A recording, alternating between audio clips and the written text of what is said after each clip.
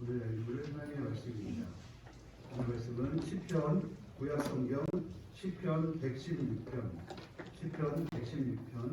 1절에서 14절의 말씀입니다. 시편 116편 1절에서 14절. 성경 페이지수로는 구약성경 887쪽, 888쪽, 887쪽, 888쪽에 놓쳐 있습니다. 구약성경 시편 116편 1절에서 14절. 제가 한 절, 여러분들이 한 절, 마지막 절 같이 읽도록 하겠습니다. 여호와께서 내 음성과 내 간구를 들으심으로 내가 그를 사랑하는도다. 그의 귀를 내게 기울이셨으므로 내가 평생에 기도하리로다. 사망의 줄이 나를 두르고 스올의 고통이 내게 이름으로 내가 환난과 슬픔을 만났을 때에 내가 여호와의 이름으로 기도하기를 여호와여 주께 구하오니 내 영혼을 건지소서 하리로다. 여호와는 은혜로우시며 의로우시며 우리 하나님은 긍휼이 많으시도다. 여호와께서는 순진한 자를 지키시나니 내가 어려울 때에 나를 구원하셨도다. 내 영혼아 내 평안함으로 돌아갈지어다. 여호와께서 너를 후대하시리로다. 주께서 내 영혼을 사랑하셔서 내 눈을 눈물에서 내 발을 넘어지면서 건지시나이다. 내가 생명이 있는 땅에서 여호와 앞에 행하리로다. 내가 그의 고통을 당하였다고 말하리고 하나님 믿었도다. 내가 놀라서 이르기를 모든 사람이 거짓말쟁이라 하였도다. 내게 주신 모든 은혜를 내가 여호와께 무엇으로 보답할까? 내가 구원의 잔을 들고 여호와의 이름을 부르며 여호와의 모든 백성 앞에서 나는 소원을 여호와께 갚으리로다. 아멘. 다시 한번 주보를 참조하셔서 오늘의 요절 말씀 시편 116편 12절 시편 116편 12절의 말씀을 다시 한번 교독하겠습니다. 시작. 내게 주신 모든 은혜를 내가 여호와께 무엇으로 보답할까? 아멘. 오늘 은혜의 보답이라는 말씀의 제목으로 목사님께서 말씀 전해주시겠습니다.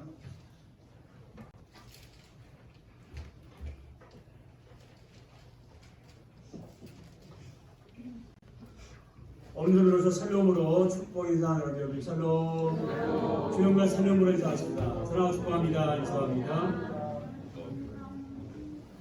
예수님 이름으로 사랑하고 축복합니다. 행복하시고 건강하시기를 축복합니다. 우리 살면서 이런저런 고민들을 하기도 하지요. 무엇을 먹을까? 무엇을 마실까? 무엇을 입을까 하는 사소한 고민부터 취직에 대한 고민, 결혼에 대한 고민, 좀 더 심각하게는 인생을 고민하기도 합니다. 지금 여러분은 어떤 고민을 하고 계시나요? 어떤 분은요, 누군가에게 은혜를 입었을 때 어떻게 그 은혜를 보답할까? 이런 고민을 하기도 합니다. 친한 친구들에게 은혜를 입었을 때, 스승이나 선배들에게 은혜를 입었을 때 어떻게 그 은혜를 보답할까? 그런 고민을 할 때가 있습니다.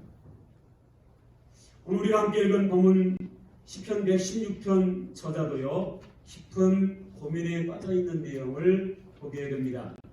12절을 보시면요, 내가 여호와께 은혜를 너무 많이 받았는데 여호와께 받은 그 은혜를 어떻게 보답할까 깊은 고민을 하고 있는 그런 모습을 생각하게 됩니다.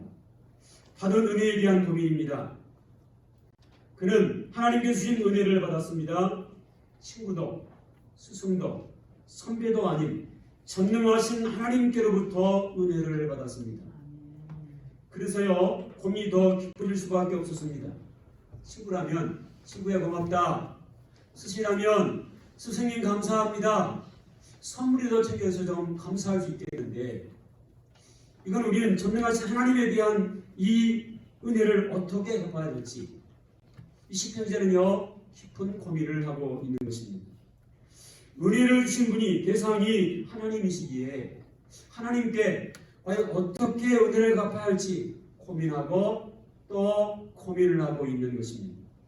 받은 은혜가 너무 많아서 보답하지 않으면 안 되기 때문에 더 큰 고민이 시편 기자에게 있었습니다. 하나님께서는 주신 은혜를 우리에게 너무나 많이 베풀어 주셨는데 하나님 주신 그 은혜에 어떻게 보답할 수 있을까요? 여러분도 하나님께 받은 은혜가 있습니까? 그렇다면 여러분은 그 은혜를 어떻게 보답하셨습니까? 이 시편 기자는 고민의 답을 찾았을까요? 이 시편 기자가 받은 은혜가 무엇이기에 이렇게 깊은 고민을 하고 있는 것일까요? 여호와께서 그에게 주신 은혜가 너무도 확실합니다.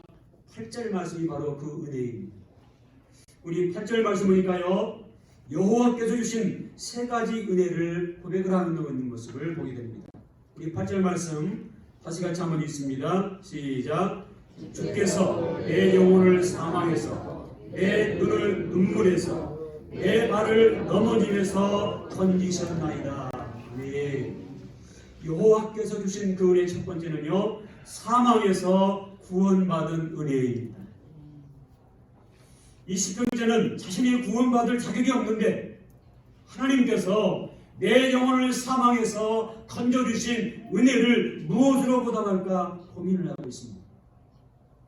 지옥에서 건져주신 은혜, 사탄에게서 건져주신 은혜, 이 은혜를 내가 어떻게 보답할 수 있을까 고민을 하고 있는 것입니다.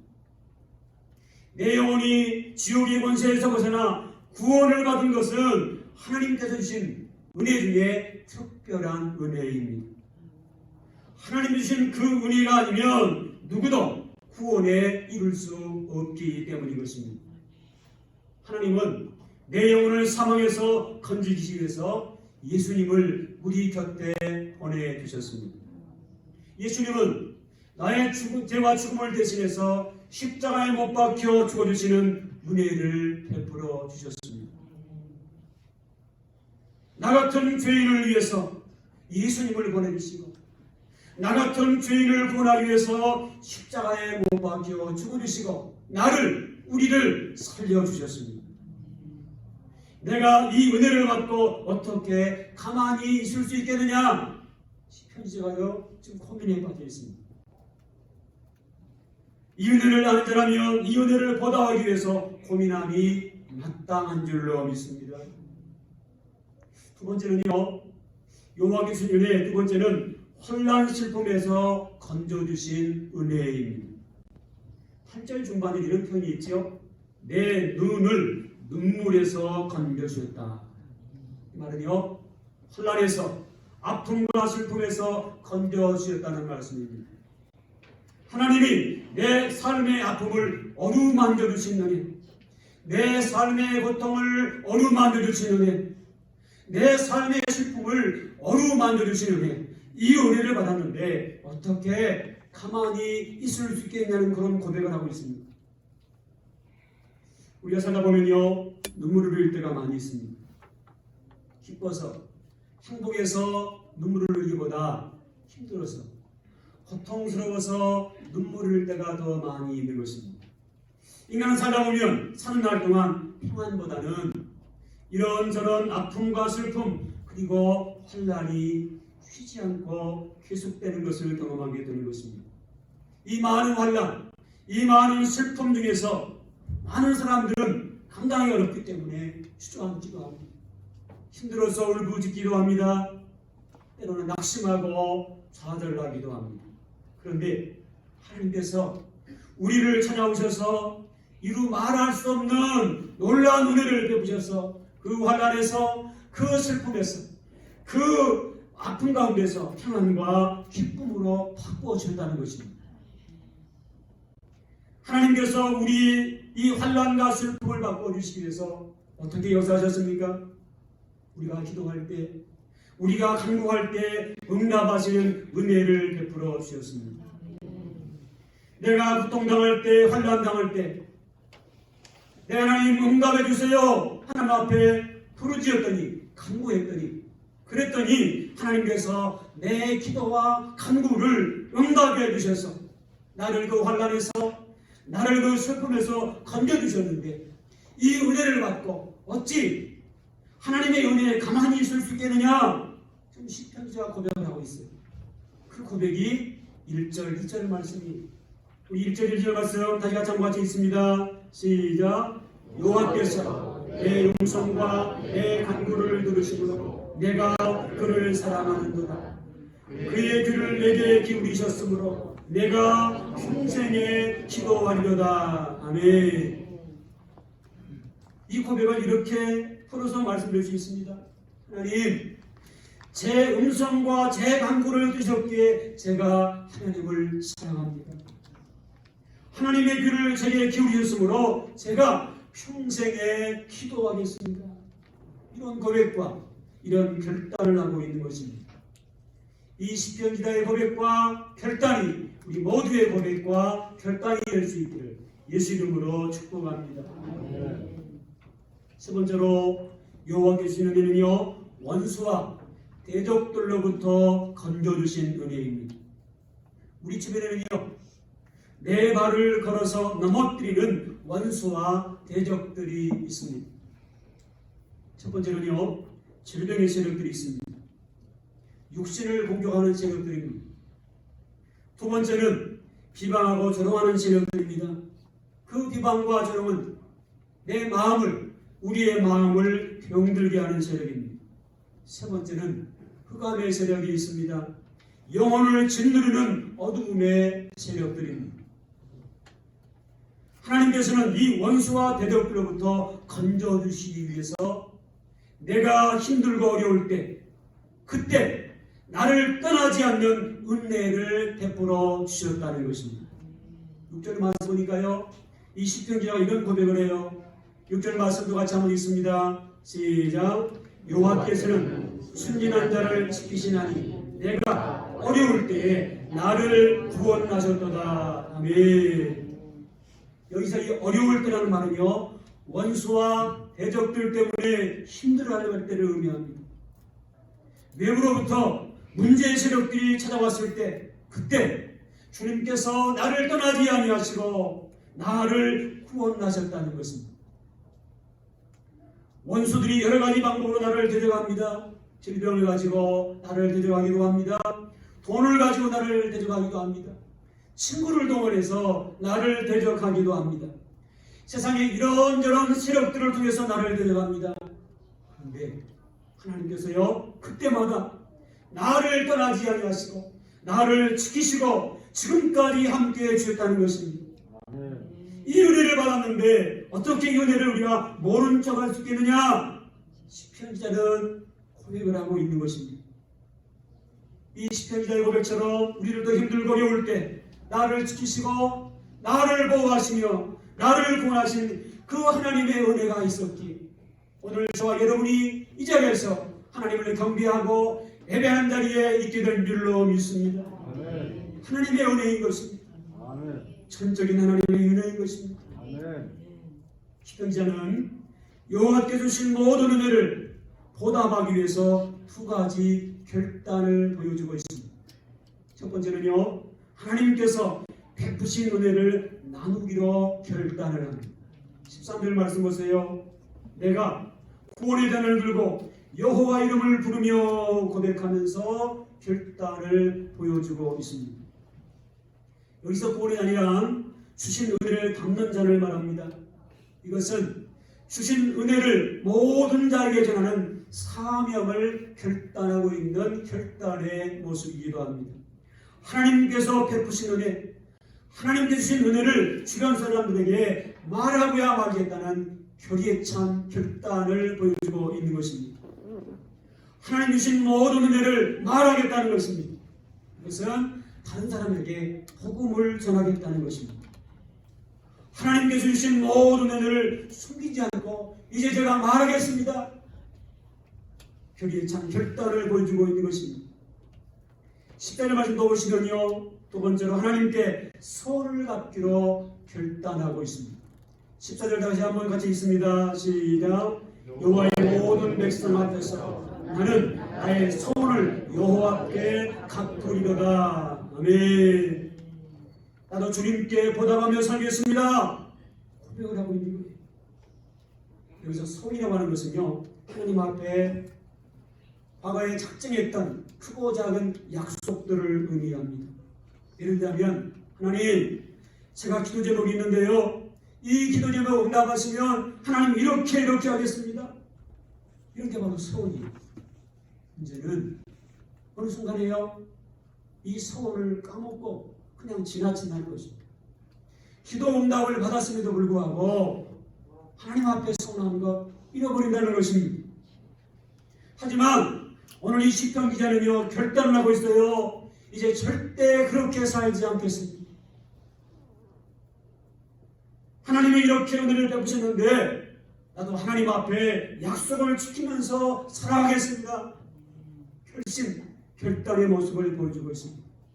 하나님께 기도한 대로, 입으로 고백한 대로 평생 행동하는 그리스도인으로 살아가겠습니다. 결심을 보여주고 있는 것입니다.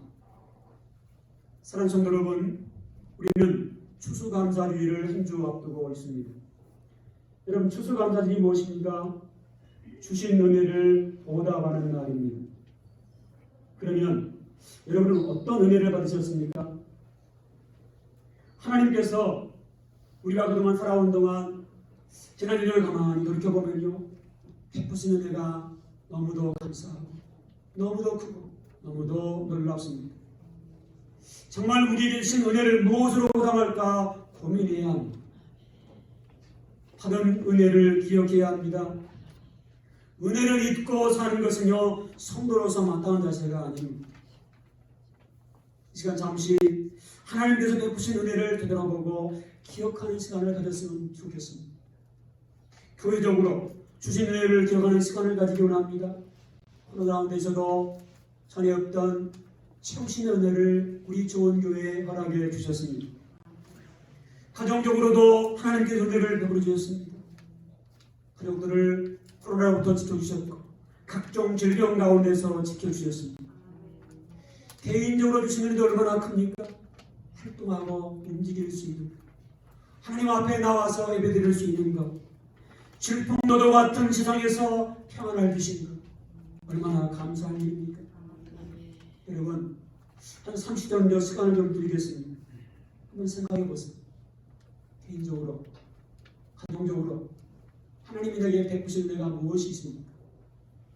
한번 기억을 되새기시면서 하나님의 은혜를 기억하는 시간을 가졌으면 좋겠습니다. 그 베푸신 은혜가 얼마나 크고 감사하고 놀라운지. 우리 이 시간 병원에 입원해서 고통 가운데 신호하는 분들 계십니다. 내가 그 강한 모습으로 하나님 앞에 나와서 예배드릴 수 있는 것, 하나님을 경배할 수 있는 건강 주신 것, 얼마나 감사합니다. 그동안 힘들고 어려운 삶을 살았지만 그 가운데서도 우리를 지키시고 우리를 보호하신 하나님의 은혜가 있었습니다. 여러분은 이 하나님의 은혜를 보답하려고 하는 신앙이 있으신가요? 은혜를 받은 우리는 은혜를 보답하는 시간을 드려야 합니다. 어떻게 은혜를 보답할 수 있을까요? 다른 무엇보다 열심히 복음을 전하는 복음의 사람들일 수 있기를 간절히 예수 이름으로 권면합니다. 아멘. 예수님께서 가장 기뻐하시는 일, 그게 바로 내가 받은 이 생명의 복음을 누군가에 말하는 것입니다. 복음을 전하는 것입니다. 예수님께서 주신 은혜를 누군가에게 함께 나누는 것입니다. 하나님 주신 그 은혜를 나누는 것, 그것이 바로 복음이고 복음을 전하는 것입니다. 두 번째로 살아있는 신앙으로, 행동하는 신앙으로 살아갈 수 있기를 권면합니다. 받은 은혜를 나타내는 삶을 사는 것, 은혜를 보답하는 일입니다. 여러분, 받은 은혜 받은 자의 삶이 여러분 무엇이겠습니까? 우리는 하나님께서 천에 하나 만에 하나 뽑고 또 뽑으신 성도입니다. 거룩한 사람, 하나님의 백성. 여러분, 성도다운 삶을 살아가시기 바랍니다. 성도는 세상에서 구별된 삶을 살아가야 할 존재입니다.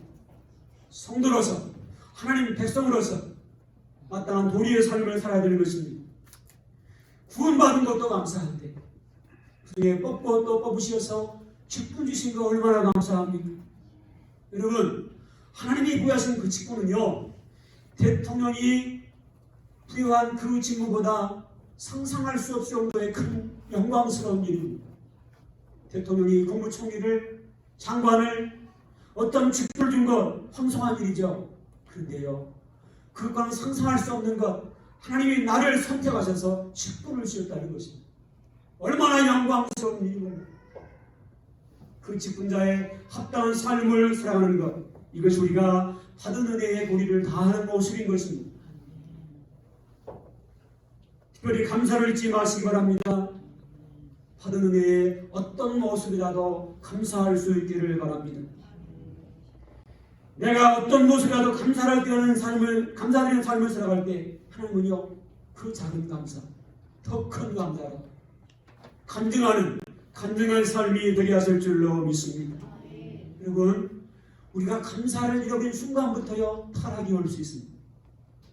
우리가 감사를 잃어버린 그 순간부터 문제가 시작될 수 있습니다.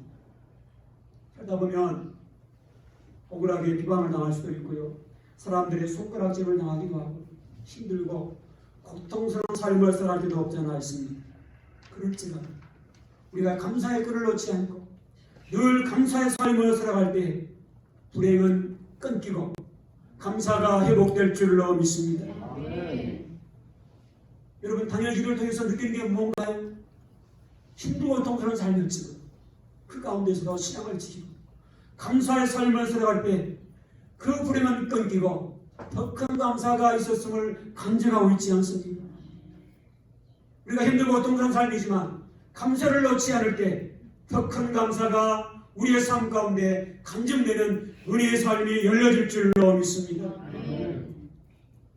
여러분, 그동안 삶을 살아가면서 바벨 삶을 한번 돌아보시면서 힘들고 고통스러운 삶도 있었지만 그 어려움을 이겨내고 주 안에 살게 된 것 하나님의 은혜인 줄로 믿습니다. 모든 것이 하나님의 은혜인 것입니다. 그 은혜를 기억하고 더 큰 은혜를 사모할 수 있기를 바랍니다. 모든 것이 하나님의 은혜임을 기억하고 더 큰 은혜를 사모함으로 하나님이 예비하신 더 큰 은혜를 청하고 간증하는 간증의 주인공이 될 수 있기를 예수 이름으로 축복합니다. 다니엘기도의 13일째 토요일 강사로 이승재 목사님이 귀한 말씀 전해주셨어요. 이승재 목사님 가정은요, 아버지가 술 중독자, 어머니를 폭행하는 폭행이 있는 가정, 어머니 아이를 못 낳아서 한 살임 떨어뜨려서 가정을 버린 그런 불행한 가정이었습니다. 누나가 하나 있었는데 성인이 되었는데도 어린아이처럼 행동하는 장애인이었습니다. 어느 날 학교 갔다가 숙제를 해왔는데 이 장애인 누나가요, 그 숙제한 종이를 물어뜯고 있습니다. 얼마나 화가 나든지 이 누나를 아주 신나게 했습니다. 폭행을 했습니다. 그래서요, 어머니에게 들킬까 봐서 어머니를 대신해서 이 상처가 나을 때까지 누나의 몸을 씻겨줍니다. 철들은 나보다 어머니만 기트가 있을 텐데 사실은 자신의 죄를 숨기기 위해서 가면을 쓴 행동이었습니다. 이런 불행한 가정에 철저한 불교 신자로 태어났습니다. 다행히 대학교 때 누군가의 전도를 받고 기독교 동아리에 들어가게 되고 수련회에 참석했다가 인격적으로 주님을 만나게 됩니다. 처음에는 거부감도 있었고 그리고 하지 못한 상식이 있는데요, 어느 순간에 말씀이 귀에 들리기 시작하고 과거의 죄가 보이기 시작하고 눈을 폭격했던 일 때문에 더 하나님 앞에 철저하게 회개하고 거듭난 삶을 경험하게 됩니다. 예수 믿고 나니 과거에 불행했던 삶이 달라지기 시작했습니다. 과거에 불행하고 부끄럽고 숨겨올 듯한 그 일이요, 사실을 예수 믿게 된 계기로 은혜로 생각하게 됩니다. 그러니 과거에 불행했던 삶, 숨기고 싶은 그것이요, 제 해석대로 합니다. 그것이 내가 예수 믿게 된 계기가 되었기 때문인 것입니다. 여러분, 과거에 보냈던 삶까지도 협력하여 선을 이루신 분이 바로 하나님이십니다. 이분에게 은혜를 주셔서요, 하나님의 귀한 일꾼으로 쓰임받아서 목사가 되었습니다. 불행한 삶이 변해서 오히려 간증하는 은혜의 삶이 되어진 줄로 믿습니다. 여러분, 선인장이 왜 가시가 있는지 아십니까? 아름다운 꽃만 있으면 더 쉽게 접근할 수 있을 텐데 왜 가시를 가지고 있어야만 할까요? 이 선인장에 놀라운 비밀이 숨겨져 있습니다. 선인장은요, 자체 두링 내에 수분이 많기 때문에 사막의 초식동물에게 좋은 표적이 될 수 있는 그런 식물이라고 해요. 그런데 이 짐승들이 함부로 공격할 수 없도록 가시가 방어 역할을 해준다는 거예요. 자기용 무기라고 하는 거예요.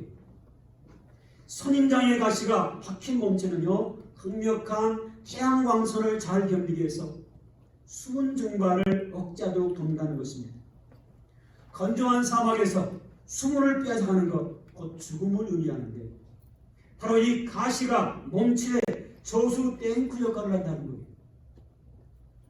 바로 이 가시가 때로는 위험해 보이고 흉측해 보이기까지 하지만 이 가시 때문에 아름다운 꽃을 피우고 다양한 목적에 선용될 수 있다라고 하는 것입니다. 선인장의 가시는 보기도 싫고 귀찮아 보이지만 꼭 있어야만 되는 생명을 지탱해주는 무기와 같다는 것입니다. 여러분, 우리가 잘 아는 복음의 큰 일꾼인 사도 바울도요, 육체에 가시가 있었다고 하잖아요. 다시 말해도요, 육체에 질병이 있었어요. 얼마나 힘들었던지, 얼마나 고통스러웠던지 하나님 앞에 작정 기도를 3번씩 할 정도였습니다. 그런데 하나님 뭐라고 그러시죠? 내 은혜가 너에게 족하다. 그 질병 짊어지고 살아라. 그런데요, 힘들고 고통스러운 육체의 가시 질병이 있었지만 그 질병은 겸손히 하나님을 더 의지하게 만들었고 더 큰 은혜를 받는 통로가 되었다라고 하는 것입니다. 우리 주변에도요, 육체의 질병으로 고통받는 사람이 얼마나 많은지 몰라요. 그런데 어떤 분들은 그 질병 때문에 원망하고 불평하고 짜증을 부리고 주변 사람들까지 정말 고통스럽게 하는 사람이 있어요. 그런데 어떤 분들은 그 질병 때문에 하나님을 더 의지합니다. 하나님께 더 매달립니다. 신앙 것을 하고 몸부림을 합니다. 그러니 그 육체의 질병 가운데 있지만 하나님 더 큰 은혜를 주시고 그 고난 가운데서도 그 육체의 질병 가운데서도 은혜 받는 삶을 살아가시는 것입니다. 믿음 안에서는요, 고통스러운 삶도 얼마든지 재해석될 수 있다고 하는 것입니다. 힘들고 고통스러운 삶이 있을지라도 절망하지 마시고 믿음 안에서 더 큰 은혜를 사모할 수 있기를 축복합니다. 여러분은 은혜로 깨닫는 눈이 있으신가요? 최병락 목사님이라는 분이요, 미국에서 목회할 때 있었던 이야기입니다. 목사님 아들이 5살 때 일입니다. 목사님께서 아이를 키우는 것이 무척 힘드실 때예요. 얼마나 극성이든지 아들이 모청이라 화발해서요, 잠시도 눈을 뗄 수가 없었다고 합니다. 아내도 지치고 목사님도 많이 지쳐 있었습니다. 그래서요, 자녀를 주신 그 하나님 은혜가 점점 사라지고 있는 도였습니다. 그래서요, 솔직히 아이들이 빨리 낳고서 아내와 둘이서 목회에 전념하고 싶은 마음이 꿀 같았습니다. 그러다 어느 날 아이들을 데리고 신방을 가게 됩니다. 그 신방하는 집은요, 방이 많고 거실도 3개나 있는 큰 집이었습니다. 목사님께서 1층에서 예배를 드리는 동안 아이들은 2층 미디어룸에서 게임을 하면서 놀고 있었습니다. 예배를 마치고 잠시 담소를 나누고 있는데 갑자기 2층에서 뻥 하는 소리가 터집니다. 얼마나 소리가 컸던지 놀라서 목사님이 뛰어 올라갑니다. 미디어룸의 연기가 작겠습니다. 아이들은 큰 텔레비전 화면 앞에서 게임용 창총으로 목표문을 맞히는 전자 게임을 하고 있었습니다. 그런데 이 집에요, 집주인이 사슴을 담는 그런 장총에 실탄을 장전한 채 이 아이들이 놀고 있는 한쪽편에 세워놨다는 거예요. 아들은 순간 게임하는 장총으로 착각을 합니다. 4살짜리 아이가요, 이 총을 집어들고 방아쇠를 잡습니다. 그리고 목사님 5살짜리 아들에게 움직이며 쏜다! 총을 겨눕니다. 그런데 장난감한 아이들이요, 뭐라고 그랬겠어요? 쏴! 순간 4살짜리 아이의 손가락에 방아쇠를 꽝 당겼습니다. 순간 시골을 갈라는 듯한 총성이 들리게 되었고 이내 그 방은 여기로 가득 차게 되었습니다. 놀란 아이는 털썩 주저앉습니다. 다행히 4살짜리 어린아이라 총구가 흔들리게 되고 쏜 그 총은요, 목사님의 아들 귀를 휙 찔러갔습니다. 문제는요, 이 총이 단발총이 아니고요, 수발이 한꺼번에 자동으로 발사되는 자동총이었다는 거예요. 다다다다다 총알이 발사된 거예요. 순간 뛰어 올라갔는데 목사님이 도착하자마자 목사님 아들이 이렇게 말합니다. 아빠, 나 죽을 뻔했어요. 귀에 핑 나고 총이 찔러갔어요. 그 방 안에 있는 가구에 20 모두가 박혀 있었고요.